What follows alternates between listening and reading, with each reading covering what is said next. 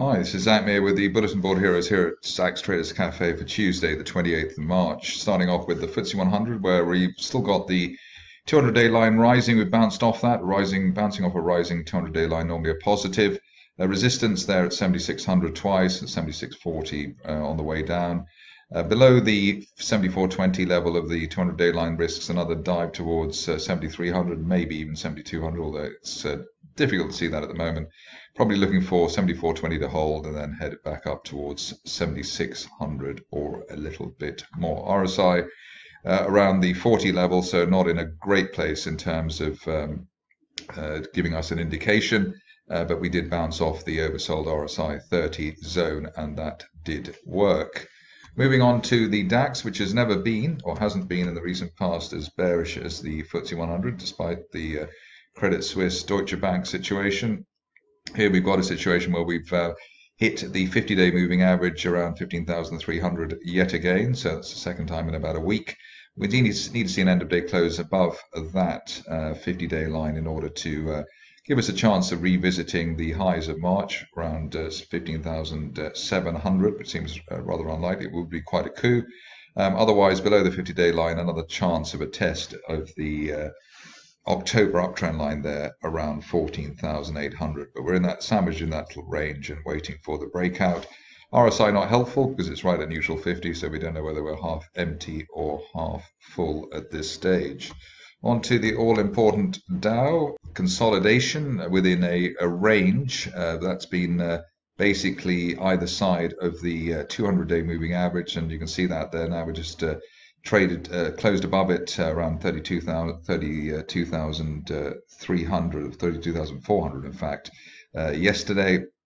I want to see a rally towards the 50-day moving average 33,200 over the near term, and that upside valid while we hold above the all-important October uptrend line there, which is currently rising at 31,900. So 31,900, 32,400 and 33,200 the levels on the Dow at the moment, waiting on the RSI to get above neutral 50 to give us the confidence that another move towards the 50-day line could be on its way. Next up is Bitcoin, which was the star of the show while the equity indices were falling, but has had a little bit of a punch with the Binance situation. Here we've seen a bounce off the what was expected, actually, a test for support near 26,700, the initial March peak. We tested that as support even with the Binance news, so with that is a positive. Below that, there's the risk of a test of the area of the 50-day moving average and the old August to February resistance around 25,000, but not really expecting worse than that. We've got the 50 and 200-day moving averages rising, and we've come well off the overbought area, which we were the other week. Now we're in the upper 50s, which is actually a good place to build if we are going to build. Moving on to the stocks, and stock company which I interviewed the other week and also charted the other week as well when it was below 0.4. Ananda Developments here, a great breakout after the overshoot below the old July support there at 0.43. Above that, we were looking for the top of the broadening triangle from September at 0.6, which seemed to be rather ambitious, but we've already been up to near that today, 0.55. And 0.6 hopefully over the next couple of weeks, especially while we remain above the 200-day moving average. That's around 0.49. I don't think we've been above the 200-day line since the beginning of last year, so not meaningfully since the beginning of last year. So that is quite a trend change in the making for Ananda. And above 0.6, then I suppose we're looking for resistance on the way down, which was actually at around the 0.8 level in the early summer or spring of last year. So perhaps 0.8 is a best case scenario by the end of next month if we remain above that 200-day line. On to Altitude, which is, I suppose, living up to its name in terms of its trajectory at the moment. Nice bounce off the 50-day moving average back in the beginning of February and bouncing above that now. 50 pence was the target here. Above that, we're looking for fresh target, which is a resistance line projection from early 2020 heading towards 70 pence, maybe as soon as the end of next month if we can get a decent end of day close over the next week above the 50 pence level. At this stage, only well below 40 pence in the 50-day line, delaying the upside scenario. On to our exploration, where we have plenty of people on Twitter with high hopes for its rally or potential rally here. Here we've bounced off basically the floor of the range, recent range between 15 and 21 pence, and the bounce today off oversold RSI levels last week. Looking for an end of day close back above the 200-day moving average at 17.5 to give us another attempt on 20 pence plus over the next 2 to 4 weeks. Another stock which has been given some airtime here and seems to be doing relatively well at the moment is Corcel. Here we're just nudging the 200-day moving average at 0.36. If we can get through that over the next week or so, then we're looking towards 0.6 pence, maybe over the following 4 to 6 weeks. So looks like a decent breakout here for Corcel. The main resistance, I suppose, in the near term has been 0.4 pence, but nice breakthrough February resistance and early March resistance so far, or at least earlier in the session. Moving on to a stock which seems to be still rather underappreciated by the market, E-Star Resources. Here it looks like we're finding a floor there around the just under the 3 pence level. Multiple bounces of the RSI around the oversold RSI 30 area, and that allows maybe the scope for the shares to head up to the 50-day line around 3.5 pence over the next couple of weeks for the shares. Stock which I don't look at very much here, but is worth a little look at this point, is eEnergy Group. Here it looks like we're trying to break out, or we will break out of a falling wedge formation, trying to get to 3 pence plus as an end of day close, and that would take us through the 50-day moving average. If we can do that over the course of this week, then maybe by the end of next month we'll be back up at 4 pence, which is basically post December resistance. RSI through the 50 level as well, which is bodes well for a break to the upside and has worked well as a signal for many stocks in the recent past.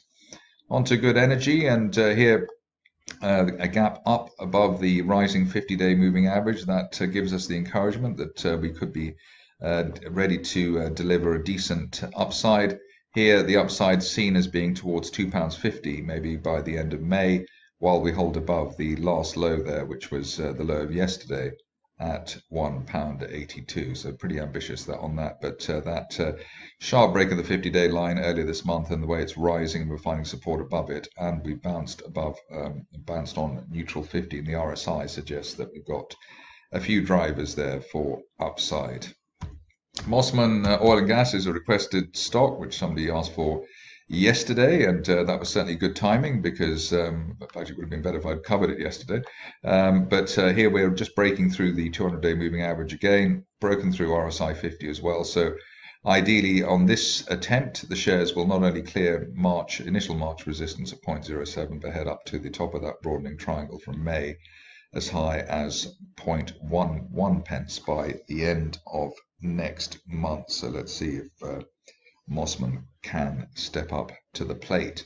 Few rather painful days for Phoenix Copper, and although some people don't really like trying to catch a falling knife, there is just the glimmer here that we've hit the low. Looks like a bit of a bear trap potential below the September support, which was around 20 pence. If you're cautious, you wait for an end of day close back above it, but there's that falling support, RSI support line, very oversold there down to the 20 level, and that does suggest that there could be a little bit of a rebound. Maybe one would favor the low 20s as a potential rebound area, even if the shares then fall away after that, but ideally no fresh lows below 18 pence in the interim. Thor Energy is worth a look at the moment. Here it looks like we've got a falling wedge breakout situation, got bullish divergence there to back the bounce off the floor of that wedge, and through 0.32 on an end of day close basis could take the shares back up to the 0.5 area, which was basically the initial 2022 support for the share. So maybe it's an early bird opportunity in that situation. Stock that I don't think I've ever looked at before is Unbound Group, but it's worth a mention today. Here we've gapped up sharply, and normally one would ignore just a one-day gap higher because obviously the shares could just fall away the next day. But here we've had a gap down, exhaustion gap back in January, which means we've got a potential bear trap island reversal. The longer we stay above today's initial low of 6.5 pence, the greater the chance of a move towards 12 pence over the next 4 to 6 weeks. In fact, the shares are moving up now as I speak. If you're cautious, maybe you wait for an end of day close back above the initial 2023 resistance around this current level 7 3/4. So that is quite interesting there. On to Verditek, which I've been charting quite frequently over the recent past. I think the last time I highlighted that this looks like a great bear flag, rather, not bull trap, bull flag, and above the rising 50-day moving average after a bear trap below the 0.5 pence level. So the shares stepped up to the plate and actually exceeded the target we had at 1.2 pence. I think the peak today up to 1.45.